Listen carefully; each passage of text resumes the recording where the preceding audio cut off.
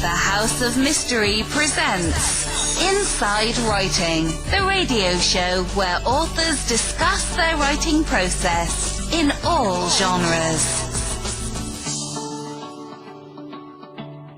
We are back. You're in the House of Mystery. Now, today we've got crime writer Diane Fanning. Now, we've had her before, and very interesting. Last time we talked about the Tommy Lynn cells through the window, and she's got a new book. So we want to welcome you to the show. Well, thank you. It's great to be here. And it's the story with Tommy Lynn cells does keep going on. There's someone else that was convicted of murder, and it was a horrific crime in St. Louis, Rodney Lincoln, and he's been in prison for 33 years, and now the only surviving witness says she believes Tommy Lynn cells did it once she saw his picture. Yeah, it's just amazing. And I think people are starting to get, I don't want to say obsessed, but they're certainly really interested in this subject. Obviously the Stephen Avery case and Making a Murderer has blown it open as people can just sit there and watch it. And it's really bringing America to the attention that the justice system's not quite what they thought it was.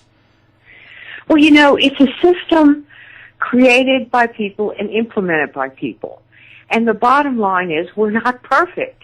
And although the vast majority of those who are tried and convicted and sent to prison deserve to be there, there are exceptions because we aren't perfect. And we need to be able to, I think, be a little more athletic at how we handle situations like this, and speed up the process so these people, once we find out they've been wrongfully convicted, can get justice set right as quickly as possible. Yeah, and you're right, and I just don't know how we can. Again, we're dealing with humans, and look at with like the Tommy Lynn cells or any of the other cases. It's really hard. They're very defensive about when they do a conviction. Like you helped the lady with the wrongful conviction in that case. So how do we get them to be not so defensive? Like, in some cases, obviously they'll do things that are wrong, but a lot of them they just don't want to open up and look at new things and be wrong. Well, I think you've got a problem. Just basically, some people admit they made a mistake. And then you have a system where the public needs to look at district attorneys in a different way. I think if you look at most constitutions in each state constitution, you will find that the prosecuting attorney system was set up with for attorneys to find truth and seek justice. And instead, we tend to focus on how many cases have you won, how many murderers have you put behind bars, how well are you doing locking these people up. And so that's the game of truth and justice. And I think you can partially put the blame on the people who are in those prosecution positions, because some of them do lose sight of their mission, and others you can put it on yourself and fellow voters. We need to focus on making sure they live up to their mission as opposed to accumulating wins. Yeah. It's one of those situations where I think we're sort of stuck. I don't see it happening real fast. No. I think the only thing that can make a difference is if we become more aware as public. And I think the more awareness we have of the fact that as much integrity as there might be in the criminal justice system, there are still problems and there are still mistakes. And we need to find ways to rectify them. And it takes a lot of awareness to get people to the point that they're willing to, because some of them involve time, some involve changing paradigms, and others involve money, and nobody wants to give up time or money. So it does take a while to make any kind of significant change in an institution. Yeah. It's too bad, actually. So now you're on to a new book that just came out, Bitter Remains. Where did you come across that story? Well, the first indication I had is I just stumbled across the story, and there was an actress and a musician and a dead graphic artist. And that just seemed so unusual to me, such an odd combination that I had to look into it further. A lot of times you think of people who were involved in the arts in any way not being kind of people that would be involved in steamy underworld crimes. Sure, there might be financial crimes, but not something like murder. And so it takes you a little back. And you look at Laura Ackerson, the victim in this case, and she was a very nice woman. People liked her. She hadn't achieved much success in her life, but she was pretty young, and she was determined to rebuild her life and get things going because she wanted to do well for the sake of her little boys. And she's someone who was not out there running around with the wrong crowd. She was not walking the streets. She was not doing all these other things that seem to raise risk level. She was just trying to build a business, prove her entrepreneurial grit, and get things going. And before she thought she was doing just that. She had started a little business that was beginning to take off. And she was working so hard and caring for her boys so well that it was like she should have been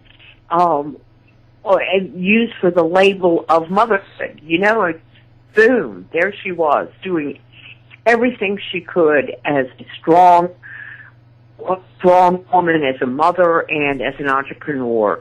And yet she had this one weakness in her life, the time she got involved with the wrong man, and it went all wrong from there. So how did that start for her? Like, so she was she married to this guy? She thought she was married to this guy, Grant Hayes. He's a musician, and she thought she was married. In fact, she thought she was married up until the day she received a photograph online of the man she thought was her husband and this other woman getting married in Las Vegas. Well, that's a surprise. Yes, and then her husband the man she thought was her husband, pointed out that he never signed the paperwork, so they were never legally married.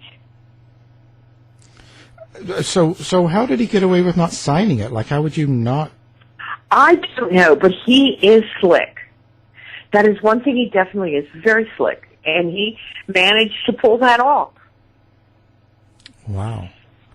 Yeah. So she's in a position all of a sudden where her husband isn't really her husband. Yes, and she's got 2 little boys. And they're his. Yes. Okay. So what does she do when she finds out that he's now remarried, or finally maybe really married to someone else? Well, she was already in the midst of a custody case with him because she had allowed the oldest boy to go with him for a week or 10 days to his home in Manhattan. They said he was going to be in a photo shoot for a commercial. And so she allowed that to happen, but then time went by and he wasn't bringing the boy back. So she filed a thing in the courts to get him to come back.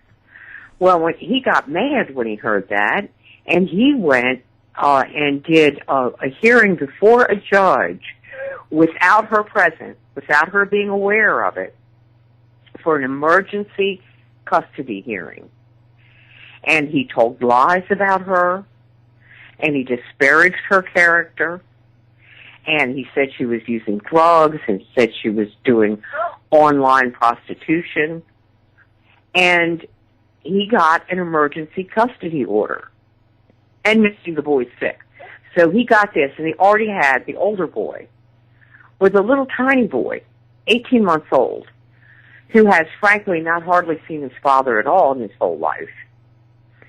Suddenly the sheriff is showing up at the door and taking him away from his mother to deliver him an hour away to his father, Well, who is now back down in North Carolina. how did he get away with doing it without her being present? Or There are situations for emergency custody where the claim is, we just got to do this because the child's lives are endangered. And then we'll have a full hearing later. So everybody knew there was going to be a full hearing later. But he was able to do that. And it's just awful that he got away with it at all, but he did. And then immediately when she got served with those papers, she went to an attorney because she had been doing legal stuff of her own prior to that. And they immediately got things into motion, got the new hearing, and the judge said, okay, well, we'll let him have the kids during the week since the mother is working during the week, and we'll let the mother have them on the weekends since the father is working on weekends because he was a musician. So that was a temporary thing until they had to go through psychological evaluations and, prove that the best interest of the children. So while they were going through this complete psychological workup, things started looking very, very bad for the father.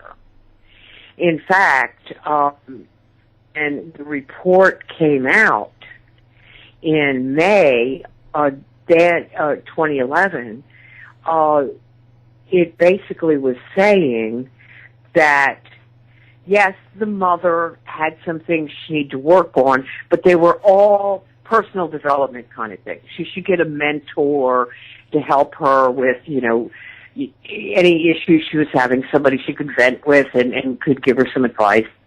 And for Grant, though, she recommended that he get psychological or psychiatric help to look for the possibility of a personality disorder. So this was major mental illness, and he's been saying she was crazy all along, but it wasn't her. so now, Grant, he's got a new wife now.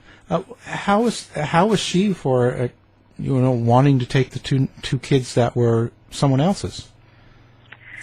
Well, essentially, she was okay with that, and basically, she was part of the evaluation, too. She didn't get the full blown-up thing, but she had to talk to the psychiatrist.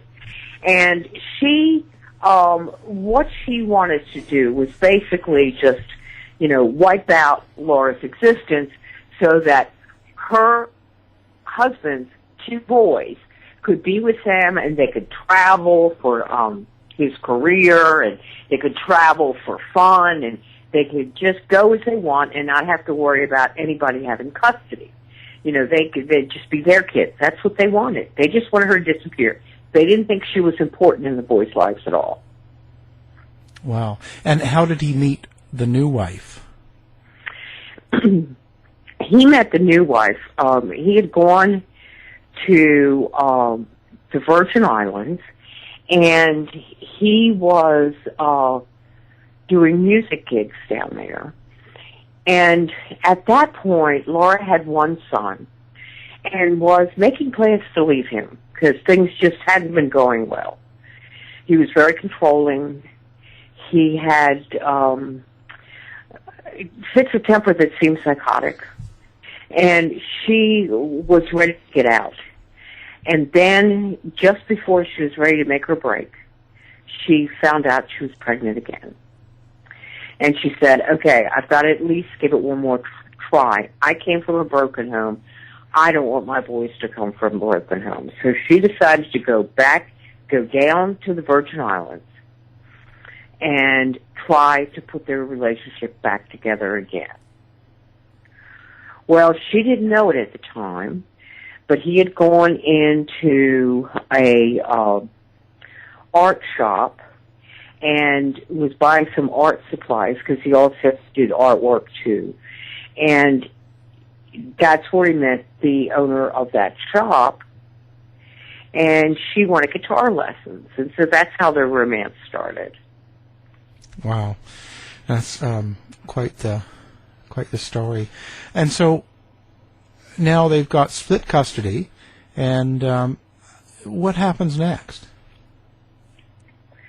Well, the one thing that they wanted, the psychologist recommended, was that the visitation, because the boys were so little, that being away from either parent for 5 full days was too long, that they wanted to have she recommended a 3-2-3 visitation thing. So you'd be with one parent for 3 days, the other parent for 2 days, the next parent for 2 days, and then, I forget, well, it rotates in a way that you had 3 days with one parent, 2 days with the next parent, and then 2 days with the first and 3 with the second.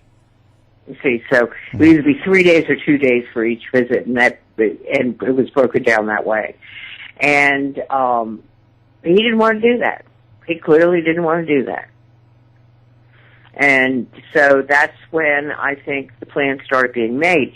In the middle of all of this, right after that report came out, he acted all nice to Laura because he wanted Laura to take the boys for a solid week because his wife was about to have a baby of her own. Oh. Wow. And so you've mentioned that in it how they were just, I don't know, disturbed couple. So was the new wife kind of aware of what was going to happen? I think she was. I think she was every bit aware. As her daughter told me, she said, everybody keeps talking about what a manipulator Grant is. But what they need to understand is my mother, Amanda, is just as big a manipulator as he is. So what was she getting out of it then with the other two kids? Well, when she hooked up with Grant, she had a lot of money. She had a really good nest egg. But she had, one of her husbands had died and left her quite a bit of money.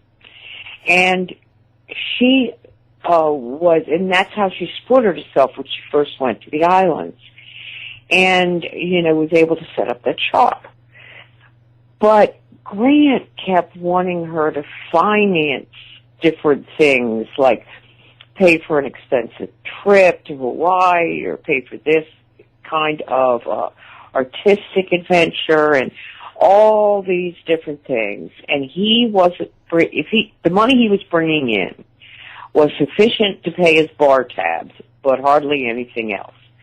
So she then was supporting herself, the daughter she had from her first marriage, Grant, and Grant's 2 children. And her money was going through the family like water. And soon she was down to having some very expensive jewelry she had hot. I mean, she was losing everything. And one of the things Grant wanted to do was give Laura $25,000 to give up custody of the kids, and she knew they didn't have that kind of money, and where were they going to get it? She just didn't know. And she just wanted Laura gone out of her life, not to be bothering her or bothering Grant or picking up the kids or anything. So what was the next move for them then? Well, out of the blue, Grant calls up and says, why don't you pick up the boys on Wednesday? Which, at one point, that's what Laura wanted to do, to see them in the middle of the week. And she was really excited about it, and she had some business appointments lined up, and she thought that she could get there in time to meet him at a public place with the boys, where the boys like to play, and that was the original plan. But then her business appointments were all actually becoming very successful ventures for her, and she was signing up more customers, and because she was signing everybody up, it was taking longer. So she ended up arriving late and agreed to meet at his apartment, where she had previously said she would never go. But she agreed to. And after she walked through the front door of their apartment, no one ever saw her again. Wow.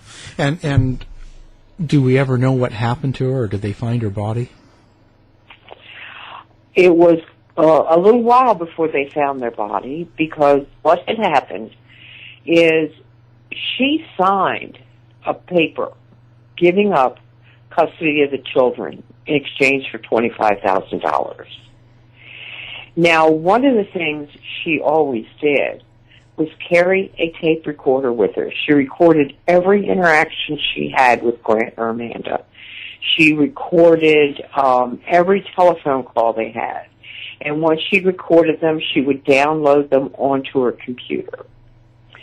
Well, the law enforcement thinks, and I strongly agree, that she would have never willingly signed that paperwork. So that tells me that she was coerced into signing it in some way.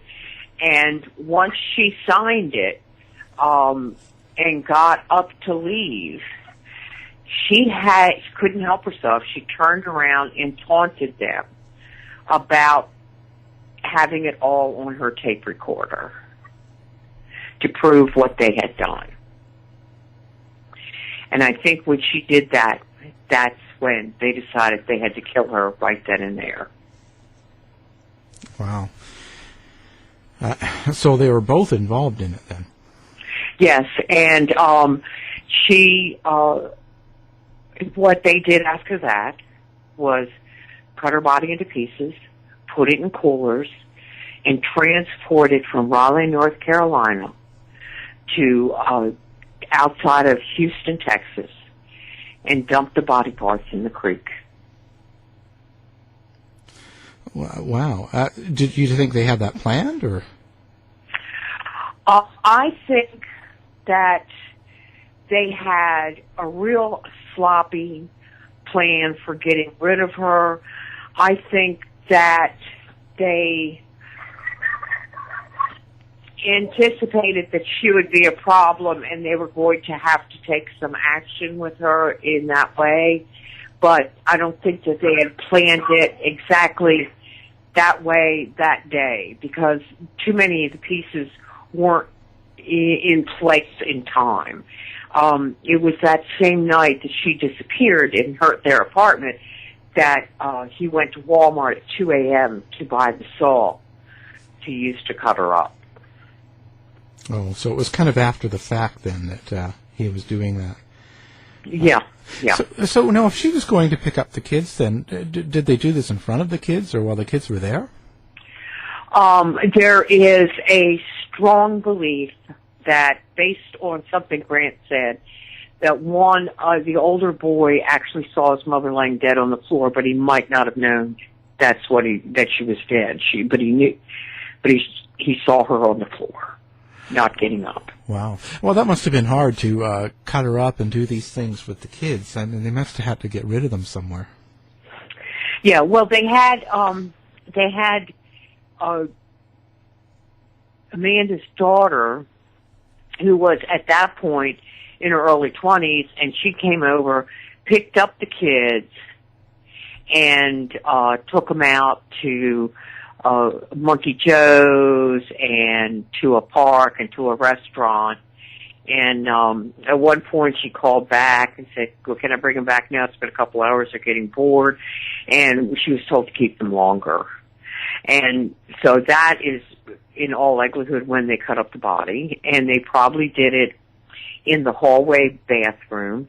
That used to be the bathroom the little boys used, where all their toys were and all this stuff. And when police arrived there later, they found that there weren't anything that belonged to the boys in there, and that in addition to that, the rugs, the curtains, the toilet seat cover, all that was gone, and the room just smelled like bleach.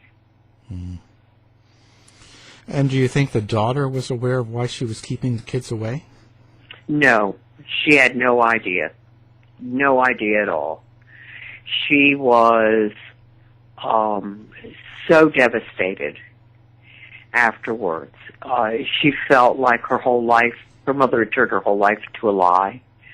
And she could not imagine how she'd been used in that way. She has not even spoken to her mother. Wow. And so now, how long before were the police, obviously, I guess they were suspicious of him being the ex-partner, not husband, I guess. So how long before the police started investigating and finding clues? Well, it happened on a Wednesday night. And Laura's business partner and her friends were getting more and more agitated with every passing day. Her business partner went up to Laura's apartment complex, and although it was a gated community, she could look into the garage area where Laura always parked her car, and it was still there when she looked in. And no, wait a minute, no, it was gone, and that concerned her that Laura would go off somewhere without letting her know. It was also, she called her cell phone, and that wasn't answered, and she knew Laura always answered her cell phone in case it was something about the boys. And so she went up there a couple of times before finally on the Sunday after Laura disappeared, going to the police and reporting her missing. And that's when it all got started. And another one of Laura's friends went to the police in Raleigh and said that she's in the middle of a very ugly custody battle. And if anyone hurt her, it had to be Grant. And that they found out that was the last place she was supposed to be going, was to Raleigh. So the investigation then shifted from the town where she lived, Kinston, up to Raleigh. But meanwhile, while this is going on, Grant and his wife, his infant girl, and 2 little boys are in Texas. And when he gets contacted by phone by the police, he acted like he was still in Raleigh, but he was just outside the city a bit in what he called the boonies, and had a really bad signal when he was actually in Texas. Wow. And the odd thing is when he and his wife were driving back towards North Carolina, the police were setting out from North Carolina out to Texas to where they had gone, which was Amanda's sister's house. They found that out from Amanda's daughter, Shay. sounds like a pretty, I don't know, manipulating group and complicated. So how long before they actually arrested him? And did they both get arrested? Yes, they both got arrested. They got back, it was just under a week after the murder that they were both arrested. As soon as they actually found parts of Laura's body, Grant and Amanda were arrested. And how did the trial go for them? Now, were you able to meet them? I know that with Tommy Linsels, you were able to meet and talk with him quite a bit. No, I was not able to meet with either of these people. Sometimes, you can't meet with any kind of prisoner unless they say they give their approval. And a lot of times that involves not just their approval, but, lawyers' approval. So, that didn't work out in this case. But talking to Shay, who, it was her mother that did this, and she spent time living with the couple, so she knew Grant pretty well too, and getting her insider look at what life was like and what Grant was like was really, really bizarre.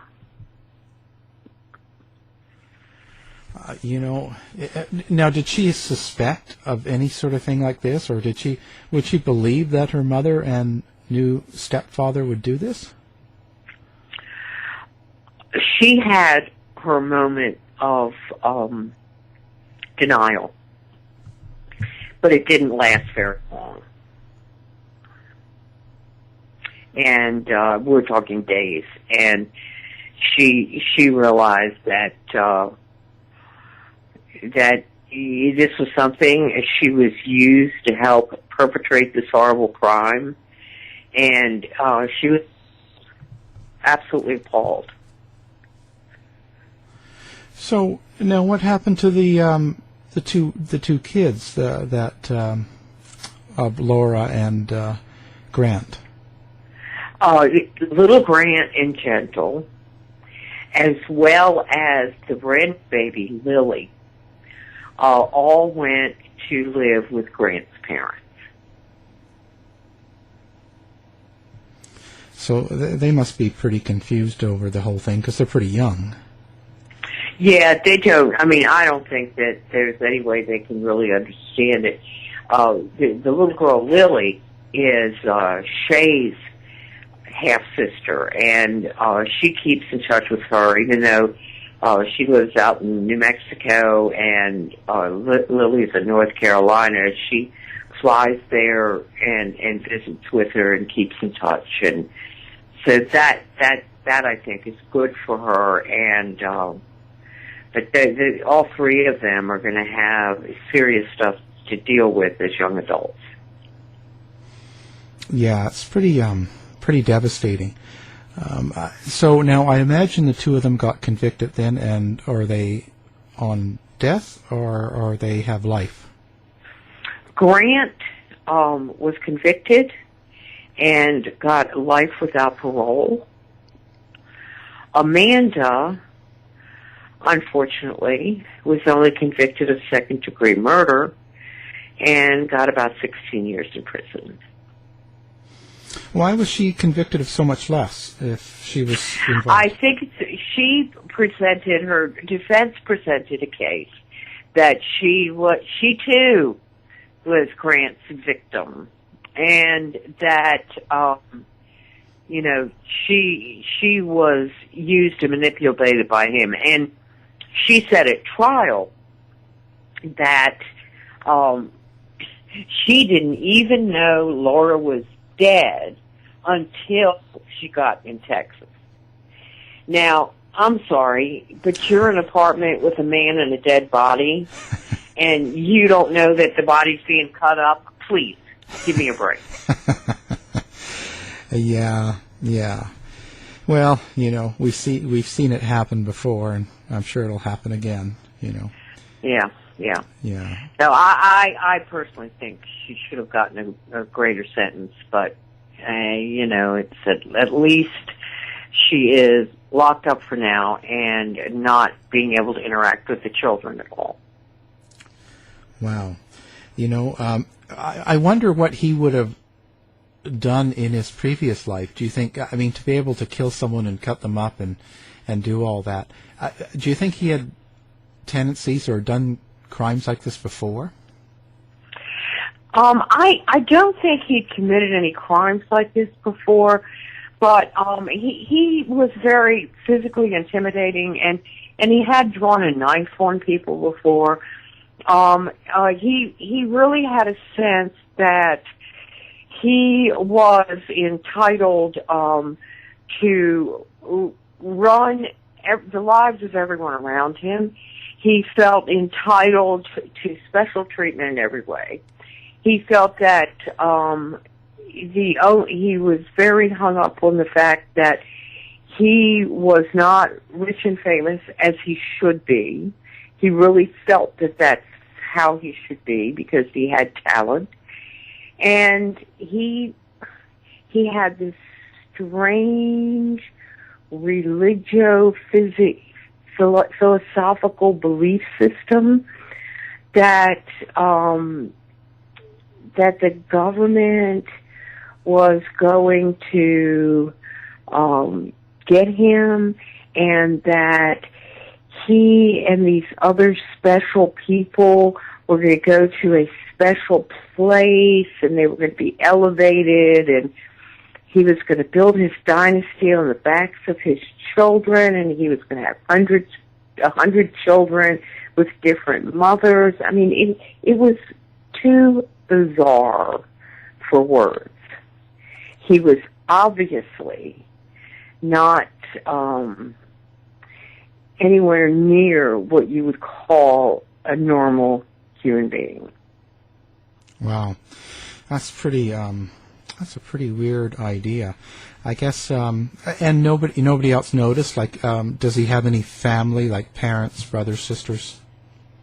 Well, his parents even told Laura, get away from him. He'll pimp you if he wants to. You need to get away from him. They warned her.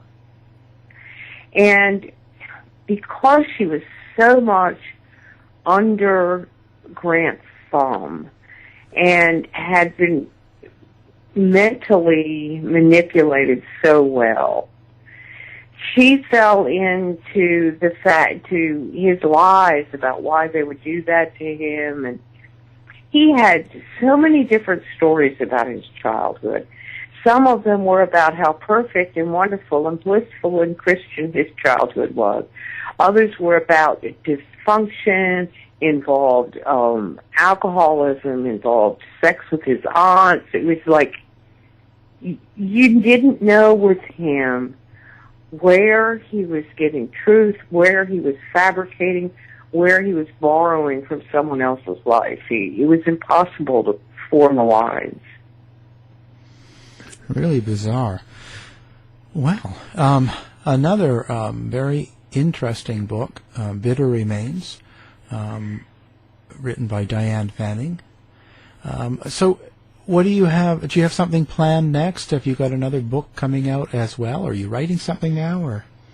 Well, I do have a work of fiction, World War II fiction, coming out this summer called Treason in the Secret City.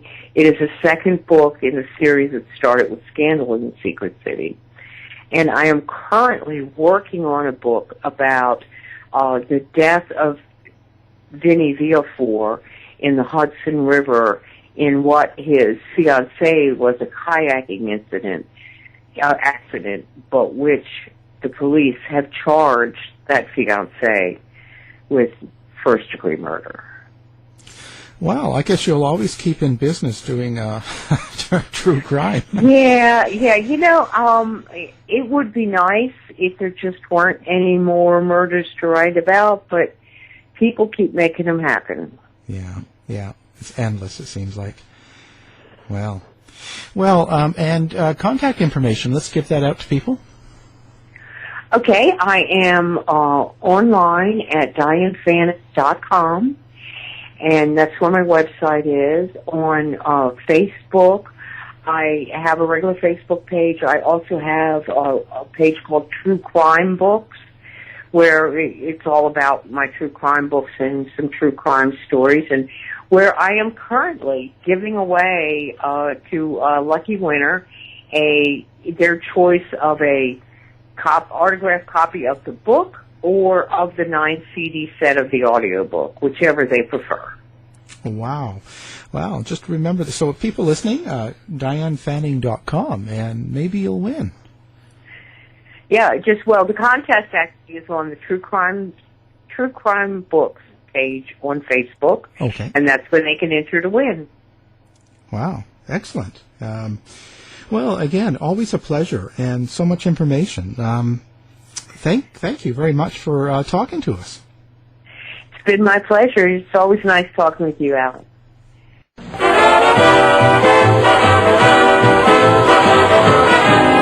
The mission has been completed. The end! By George, he's got it! It is the end! I'll say it. This has been a production of the Z-Talk Radio Network. If you're lying to me, I'll be back.